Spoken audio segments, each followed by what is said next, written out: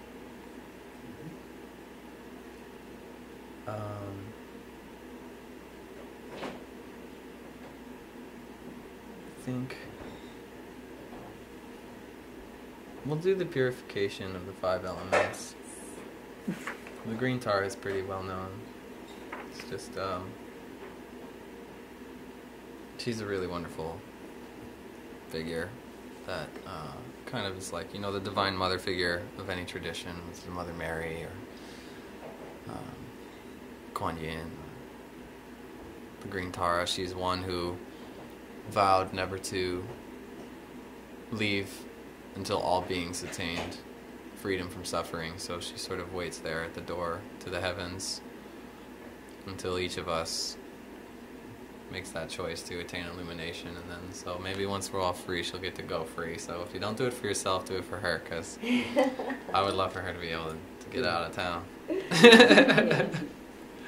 But anyway, the purification of the 5 elements is a mantra that was written by my friend Drukmo Gyal Dakini, and I believe it must be a combination of Sanskrit and Tibetan, or I'm not totally sure the language, to be honest.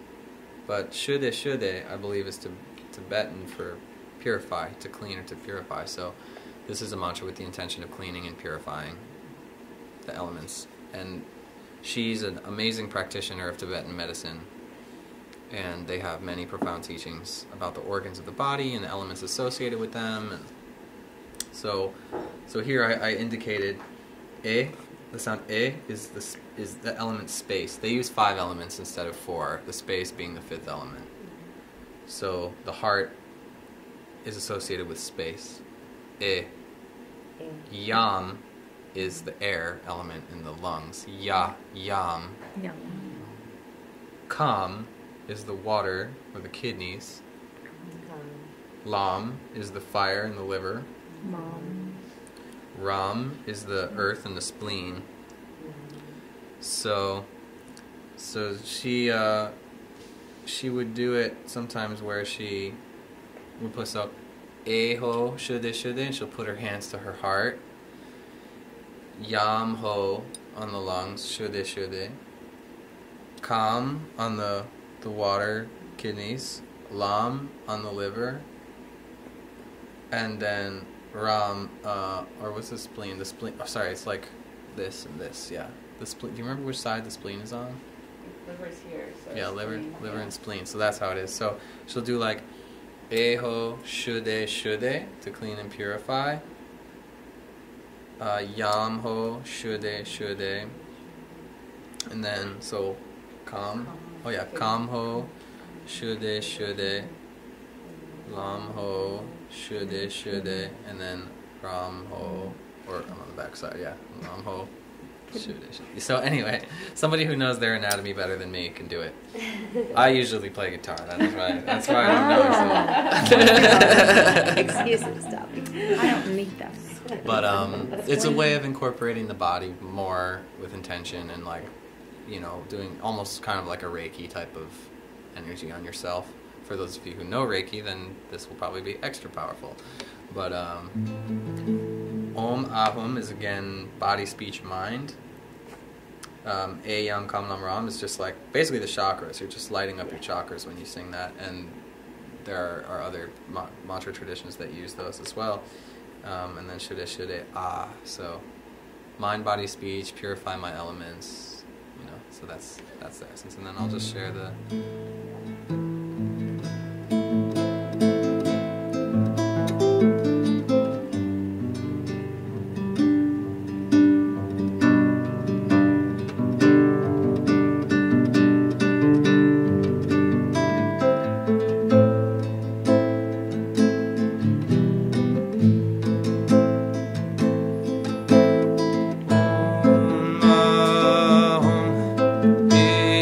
Ram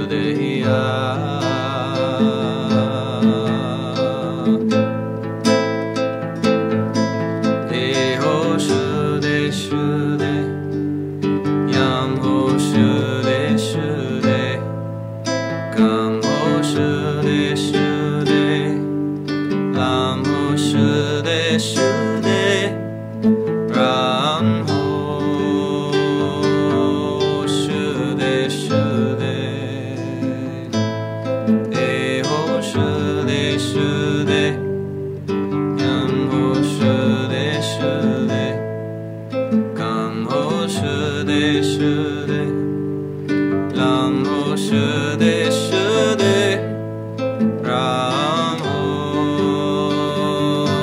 Shude Shude Om Iyam Kalam Ram Shude Shude Ya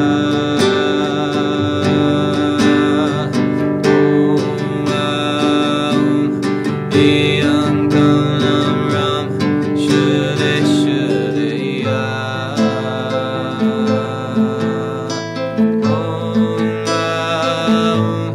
Iyam Kalam Ram Shude Shude Ya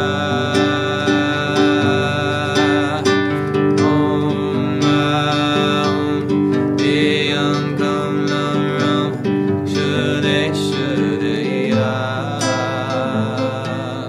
Eho Shude Shude Yang Ho Shude Shude Gam Ho Shude Shude Gam Ho Shude Shude Ram Ho Shude Shude Eho Shude Shude Gam Ho Shude Shude Gam Ho Shude Shude Gam Ho Shude Shude Ram Ho Shude Shude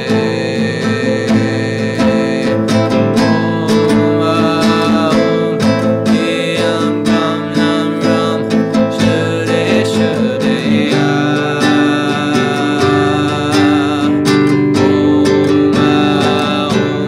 Iyam Kalam Ram Shude Shude Ya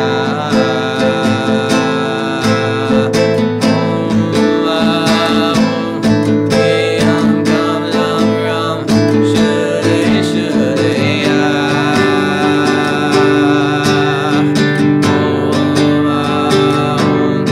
Iyam Kalam Ram Shude Shude Ya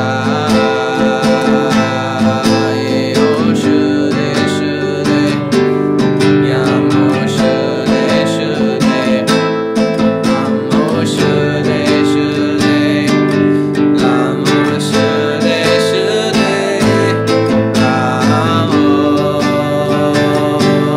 Shude Shude Eho Shude Shude Yam Ho Shude Shude Gam Ho Shude Shude Lam Ho Shude Shude Ram Ho Shude Shude Om Iyam Kalam Ram Shude Shude Ya Om Iyam Kalam Ram Shude Shude Ya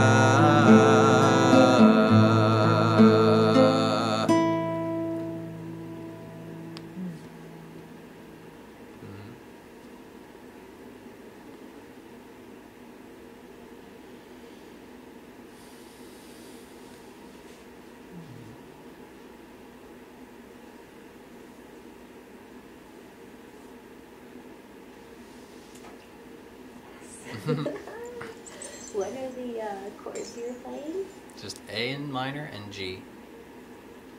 I also love that about like guitar playing like with mantras. It's always like 2 chords.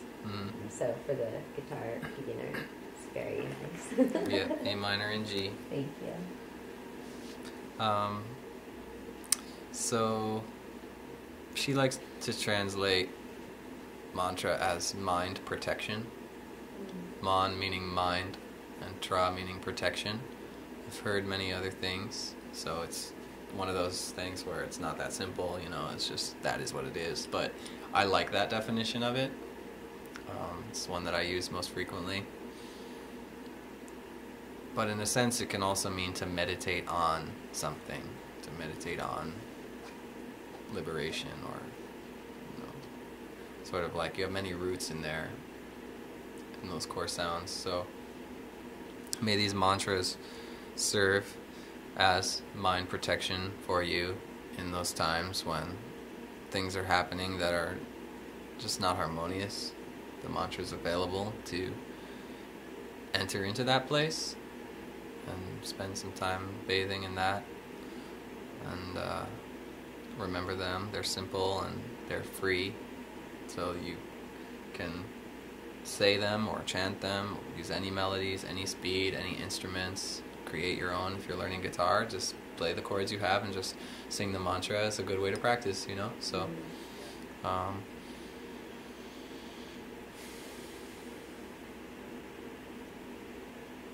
yeah, so thank you for those of you who came to be here physically, and those of you who came to be here digitally. You're physically here wherever you are, and I hope that you enjoyed this. And I'll be back for the Sacred Song class next week and the week after. Next week is Valentine's Day, so fortunately all sacred songs are love songs, but I think I'm going to do Hebrew songs. Oh, nice. So that's the intention so far. I'll do some very lovely Hebrew songs. And the week after is to be determined, but come back, and bring a friend so we can create a lot of abundance for the Sacred Arts Research Foundation. Thank you for them for hosting things like this and opening up the song traditions, and for inviting me. Finally been able to make it after having all my Wednesdays booked at a hotel playing jazz for the past 4 months or more. So yeah.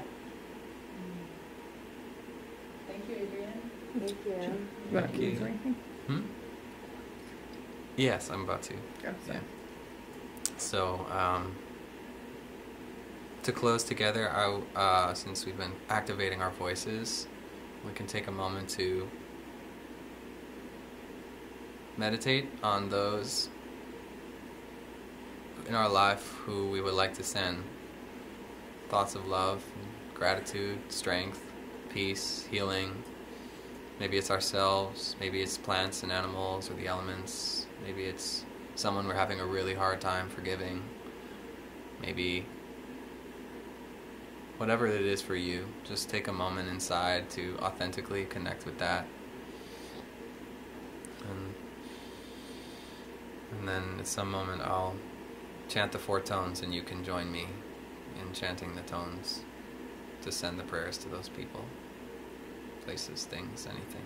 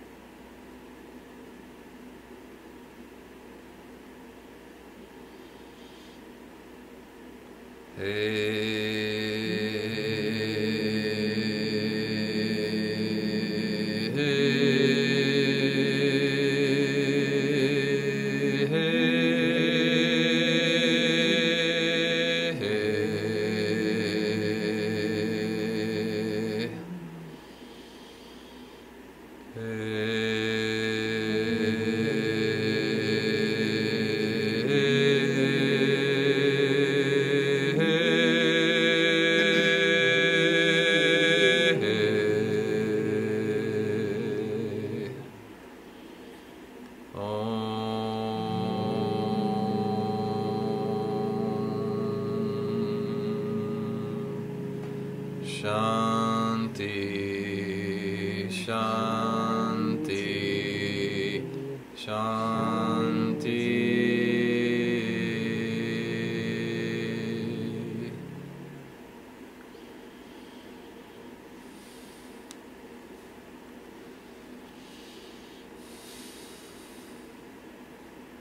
Universal sign,